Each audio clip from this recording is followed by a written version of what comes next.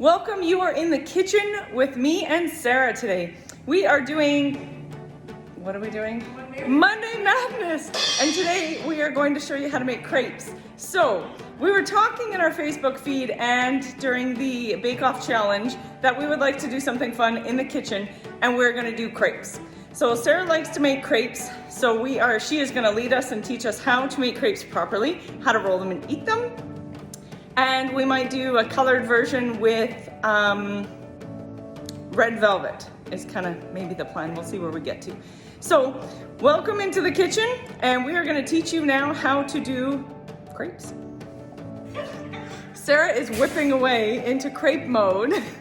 So come on, let's go into the kitchen and see what she's doing. Sarah, what have we got? We're gonna make crepes today. Now this was my grandmother's recipe. So as kids, me and my cousin Nicholas, we used to love going to my grandmother, which we called Bestemma because she's from Denmark. And she would always make these for us. So it was like, we're going to Bestemma's and we're eating crepes. That's all we care about. And playing post office, we did that too. Who doesn't like playing post office? Yeah, but most of all, it was for the crepes. Yeah, it was mostly for the crepes.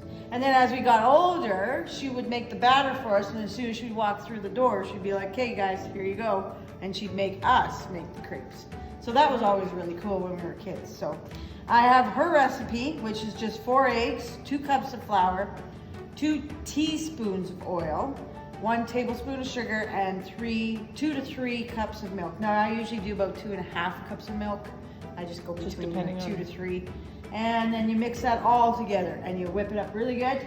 And it's gonna be a runny batter. It's not a thick batter. It's very loose and runny.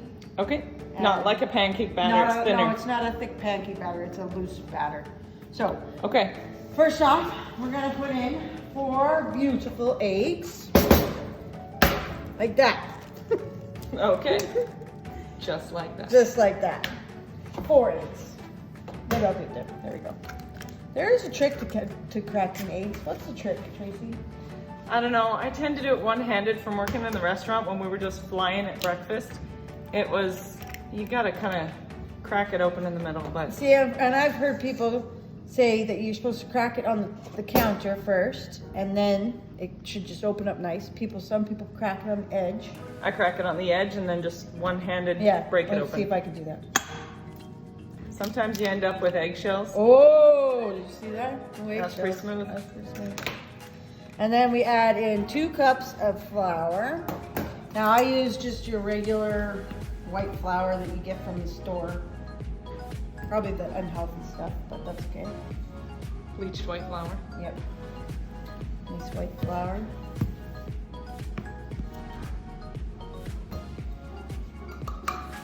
Now, if you've ever cooked with Tracy, which I have multiple times, Tracy does not use any sort of recipe whatsoever.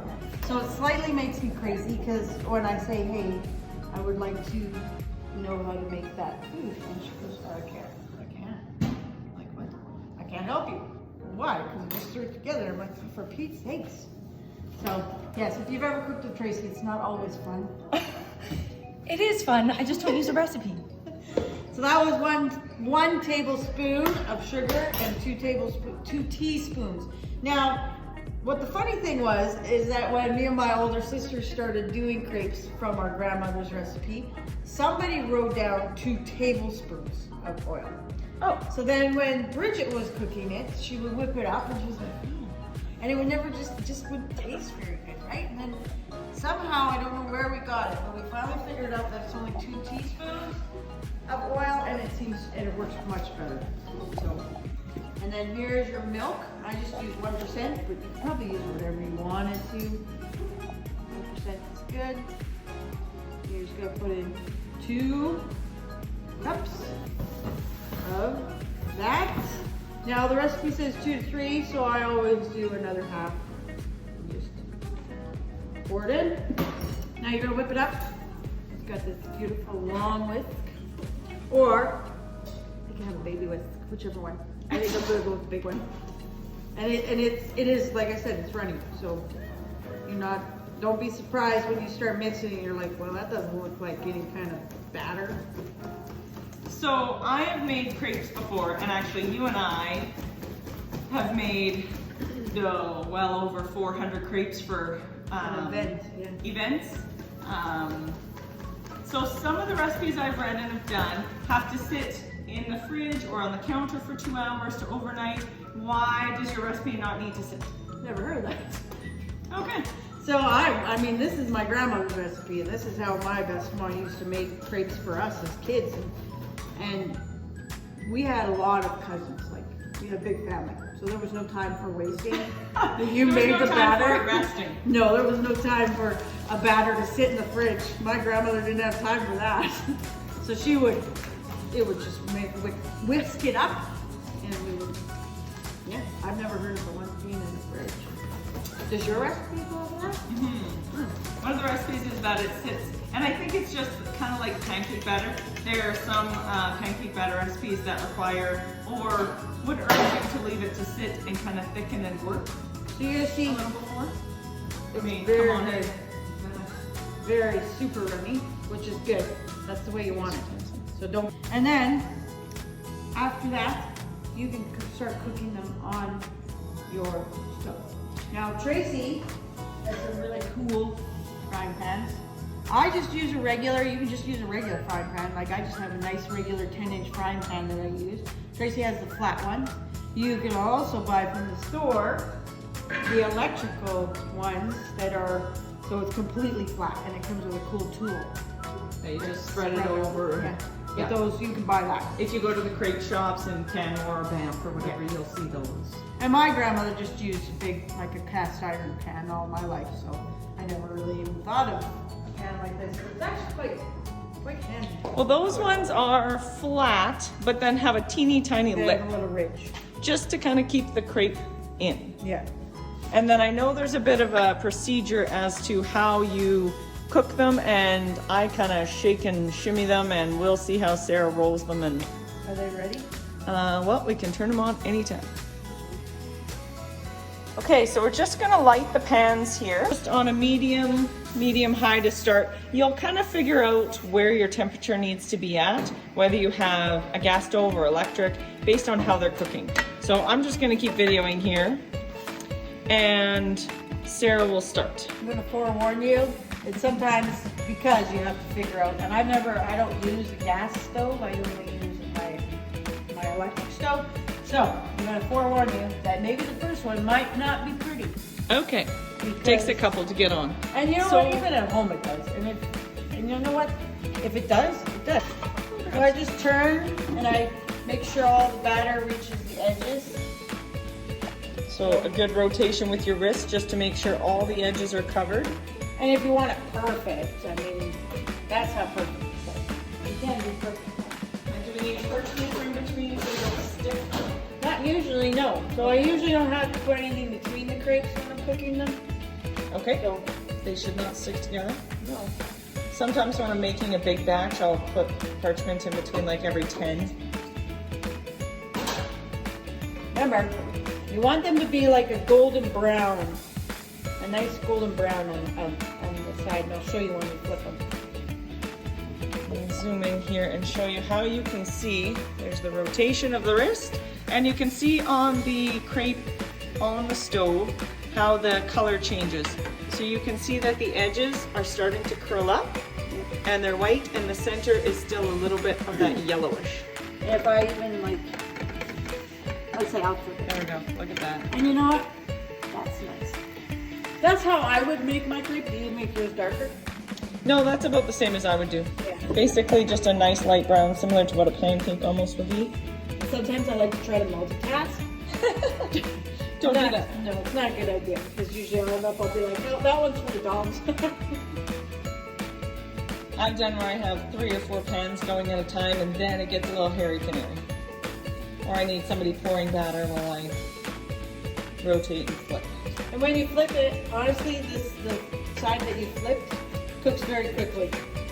So you For don't- sure, because it's already almost cooked through. Yeah, you don't even need much on the side that you flipped. And so now it's not on anything special. We just put it on a plate there, and we're just gonna stack them up. This is one of my favorite meals. I would make it every day if I could, but Morgan would live on crepes. My youngest would live on crepes for sure. We went to Cuba and she was kind of a picky eater, and she decided that she was going to live on crepes for the week we were there. And she had crepes for breakfast, lunch, and dinner. Some with chocolate, some with maple syrup, but just basically crepes. okay, so this is another question for you, Tracy. Sure. What can you put in a crepe? You can put anything in a crepe technically, because I have no rules in cooking, but you can put fruit and cream. You can roll it with just maple syrup. You can fold it for our French event. We had done chicken and broccoli. Yes. And we did did we do a broccoli vegetarian and then a chicken and something else? We did a sweet and a savory as well. So you can just about fill them with anything, but in those we didn't roll them up long cigar ways. Oh, look at that nice Oh, that's a brown. nice one. That's because there was no spray on it. Sometimes if you Right. use the spray, it will end up looking like the other crepe. And when you don't use the spray, it will look like this. And every now and then, sometimes you want to spray it if it does start to stick, but usually the oil in the recipe will keep it from doing that. Yeah. Um, Like if you go to West Edmonton Mall, they have that Crepe Works. yeah. And you can put whatever you want in the crepe. So maybe in the comments below, tell us what you put in your crepes. Tell us what you would prefer to put in your crepes and what you have tried in your crepes. And note to Sarah, if you spray over a gas stove, Yeah. it will light on fire. I didn't even think of that because I only work on my electric stove. So yeah, a little fire. Sarah works with me, but usually I'm the one at the stove, Yes. just in case.